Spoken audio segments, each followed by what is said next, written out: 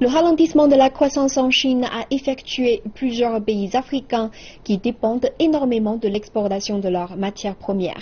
L'économie chinoise a stimulé la demande pour les matières premières au cours de ces 15 dernières années. Elle est en passe de basculer vers une économie basée sur la consommation. Quelques industries telles que l'industrie du vin bénéficient de la demande accrue en produits finis. Aujourd'hui, la Chine reste un partenaire privilégié de l'Afrique. Reportage de Sumitra Nito.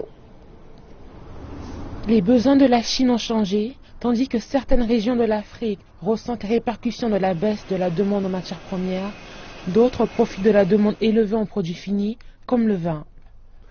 La Chine et Hong Kong combinés consomment le plus de vin rouge dans le monde. Cela étant dit, nous devons prendre en considération que 80% du vin consommé en Chine est fabriqué en Chine, ce qui fait de la Chine la 5e région productrice de vin dans le monde. La Chine est devenue le 6e plus important marché de vin pour l'Afrique du Sud, avec 11 millions de litres de vin exportés tous les ans. Après 2 ans de diminution des ventes en Chine, les données des douanes montrent une augmentation de près de 33% de vin importé.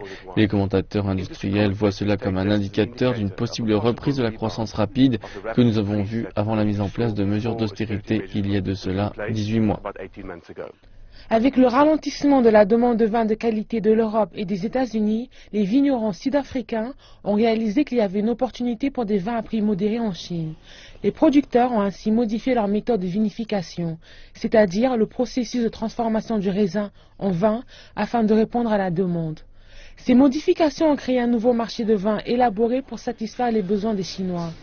Il existe toutefois des risques, notamment si les consommateurs chinois réduisent leurs dépenses. C'est une croissance et un intérêt pour le marché de masse et cela est intéressant pour l'Afrique du Sud vu que nous pouvons assurer l'approvisionnement. La Chine est un marché en expansion mais les experts commerciaux nous avertissent que le vin n'est pas une exception dans ce qui a provoqué le ralentissement économique. Même si nous avons démontré une croissance formidable en termes de volume et croissance, nous ne devrions pas nous enthousiasmer trop vite. Cela étant dit, parmi les 10 principaux exportateurs de vin vers la Chine, l'Afrique du Sud a bénéficié le plus. La Chine est devenue l'un des premiers producteurs de vin à l'échelle mondiale et selon l'Organisation internationale de la vigne et du vin, la Chine consomme plus de vin rouge que n'importe quel autre pays dans le monde.